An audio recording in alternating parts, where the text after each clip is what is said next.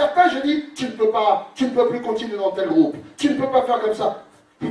Pourquoi? Parce que, en fait, l'attitude est en train de faire pousser de l'ivraie en toi. Et à cause de cette attitude, tu risques d'étouffer d'autres. Les jeunes pousses qui sortent là. Qui comprend? Qui comprend, mon Dieu? Je crois que... Qui comprend? Tu es en train de... Qui le sait que des fois tu passes devant une belle maison? La maison, elle a plein de feuilles d'ivraie par-dessus des vignes. Qui trouve ça joli? C'est joli, hein? Moi, je trouve ça magnifique. Oh! Mais ça détruit tellement la roche. Le lierre, voilà, c'est ce poison ivy. Le lierre pousse et ça a l'air d'être joli à l'extérieur, mais ça détruit la roche à l'intérieur. Il y a des gens qui sont à l'église, ils sont là, c'est des lierres, elles sont jolies, elles sont belles, elles sont volées. Ça, c'est magnifique. Ah, mais qu'est-ce que ça détruit derrière? Et tout le monde qui vient, qui voit le lierre, qui dit, c'est joli. La maison, à chaque fois que je passais, je me rappelle, je vois une maison de lierre. Qui le sait qu'en été, c'est beau? Waouh, tu dis, waouh, c'est magnifique, mais mon Dieu, l'humidité à l'intérieur. C'est humide, c'est sale, il y a plein de lézards, il y a plein de bêtes. Et moi, je ne veux pas de lierre à l'église. Regarde ton voisin, dit, je ne veux pas de lierre à l'église. Dis-lui, je ne veux pas de lierre à l'église. Donc quand moi je vois de la lierre, j'en ai chez moi, hein, ça pousse, ça pousse, ça se met entre le portail, le gond du portail, c'est horrible. Et tu l'arraches, tu reviens dans une semaine, c'est poussé déjà. Ça, qui le sait que tu n'as pas besoin d'arroser la lierre, ça pousse tout seul. Qui comprend que tu n'as pas besoin d'arroser la mauvaise herbe, ça pousse tout seul. Dans les églises, tu n'as pas besoin de leur dire de venir, hein. Satan sème tout seul. L'ivraie. Le Seigneur a dit un parabole, mon Dieu, il a dit ce parabole, ça m'a beaucoup touché. Il a dit que quelqu'un semait la bonne semence, et la nuit, le méchant est venu semer la mauvaise semence sur la même terre. Et là, on a dit, ah, il faut que j'aille arracher l'ivraie, la mauvaise semence. Qu'est-ce que Jésus a dit? Non, laisse. Parce qu'en l'arrachant, tu peux faire du mal à l'autre. Pourquoi? Parce que la mauvaise semence pousse et se intertwine avec le bon, s'en mêle avec le bon. Des fois dans l'église, tu reprends une sœur, c'est elle et 5 personnes que tu as repris sans savoir. Tu dis, ma sœur, tu ne peux plus venir, tu ne peux pas faire ça. Tu as 5 personnes qui sont fâchées après le pasteur. Tu dis, mais ma sœur, je ne t'ai pas parlé à toi. Non, tu n'as pas parlé à moi, mais tu as parlé à ma copine. Non, j'ai pas compris, c'est à toi que j'ai parlé. Et là, tu vas, ma soeur, mais je t'ai repris, toi, pourquoi? Pourquoi tu... Non, mais j'avais gros sous le cœur, pasteur, donc il fallait bien trouver quelqu'un pour partager ma douleur. Non, tu as partagé la douleur, et ce que tu as pensé du pasteur?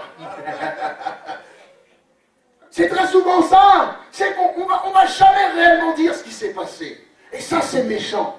Donc, le pasteur, il vient, il salue, il voit la sœur qui a parlé. Hein. Au lieu que tu prends ça pour toi et tu te dis, mais forcément, regardez, je suis devant vous. Ok? Je vous regarde tous. Ben, pensez-vous que je suis là derrière vous pour vous faire en sorte que vous allez en enfer? Donc, forcément, je suis là pour vous améliorer, vous rendre meilleur. Amen, amen, amen, amen. Donc, si je viens, je vous encourage. Je ne vous prêcherai jamais rien que moi, je ne vis pas. Amen, c'est vrai. Donc, je vais vous aider. C'est comme à l'école. Le professeur, il te reprend, il t'encourage, ou je ne parle pas en général, hein, je parle des mauvais professeurs. On te dit de faire ça, mais ça sert à quoi? Ça sert à quoi? Mais, moi, je suis là pour vous. Le temps ne me permet pas de continuer. Mais il a coupé tout autour. Il va mettre du fumier. Un petit parabole simple, hein. Un petit parabole simple, hein. Il va mettre du fumier tout autour. Et là, ce qu'il n'a pas pu faire en 3 ans, mon Dieu, en 1 an, ce figuier va donner du fruit. Amen, amen, amen. Des fois, il faut simplement que vous soyez dans le bon endroit. Il y a des gens, ils sont dans un état... Alors, les confrères vont me tuer pour ce message, mais des fois, il y a des chrétiens qui ne sont pas dans le bon endroit. Ils sont là, vous avez beaucoup de volonté. Je pense que ce figuier, au bout de 3 ans, il était en pleine forme. Le figuier, il était là, il était prêt. Et si le monsieur dit, ben, ça fait 3 ans qu'il n'a pas donné du fruit, je ne pense pas que ça fait 3 ans qu'il a été planté. Je pense que ça fait plusieurs années déjà qu'il était déjà grand, apte à donner du fruit.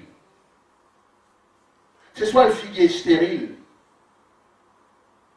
À ce moment-là, ça ne sert à rien de creuser tout autour. Il y a des chrétiens stériles, les confrères, pour ceux qui nous regardent. Il y a des chrétiens stériles. Il y a des chrétiens qui ne donneront de toute façon jamais rien. Ça, coupe-le, mets-le au feu. Enlève-le, arrache-le.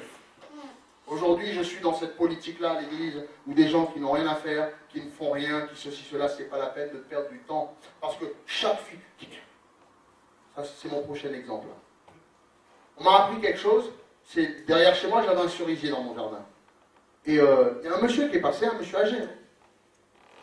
J'avais plein de cerises, plein. Il me dit, ah, ça va pas être bon, hein. J'ai dit, mais pourquoi? C'était mon voisin d'à côté. Il me dit, ce que je t'encourage à faire, c'est de prune.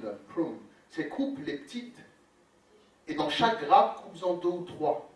Je dis, mais non, c'est moins. Il me dit, non, ils vont être pleins mais acides. Parce que si tu coupes les grappes qui sont un petit peu malades, qui sont trop petits, le reste va prendre beaucoup plus de sève, elles vont être grosses et sucrées. Donc une année, j'ai laissé plein, j'ai pas fait. Après, il est fou lui. Je veux plein de cerises chez moi. C'était tout acide. J'en avais plein, mais même les oiseaux, ils les ont pas mangés. C'est pour te dire. Pourtant, j'ai des oiseaux chez moi. D'habitude, quand je parle, les oiseaux, je reviens, il n'y a pas un truc. Même les grenouilles, ils mangent ça, ils s'en vont. Tellement que c'est sucré, les cerises chez moi.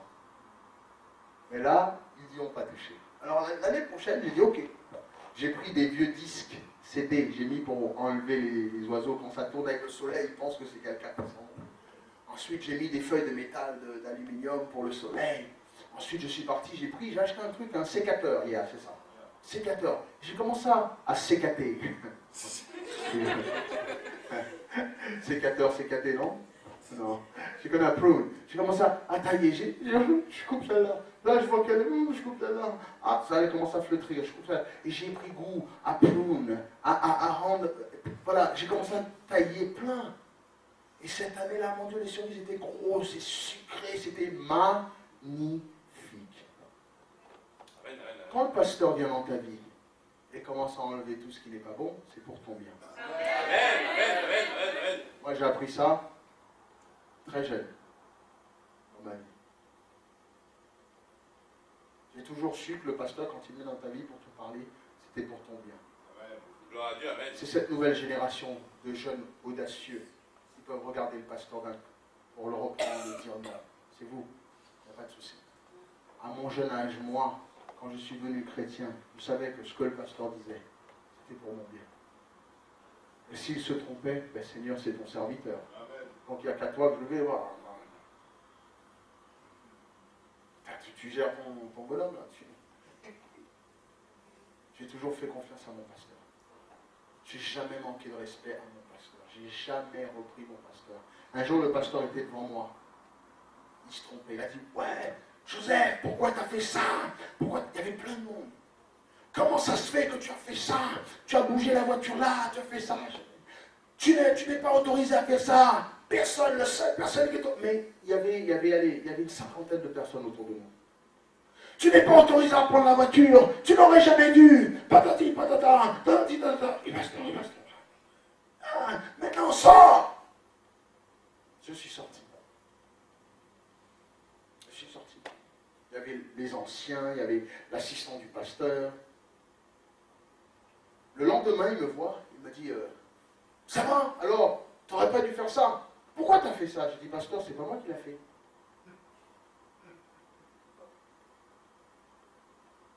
Mais, il me dit, c'est pas toi qui as bougé la voiture. Je dis, pasteur, absolument pas. Mais pourquoi tu ne me l'as pas dit? Vous le dire devant tous ces gens-là, vous aurez contredit. Vous êtes un homme de Dieu. Gloire à Dieu, amen. Et tu veux être comme moi, tu vas avoir la grâce que j'ai, et tu n'es pas prêt à faire les sacrifices que j'ai faits. C'est gonflé de ta part. Amen.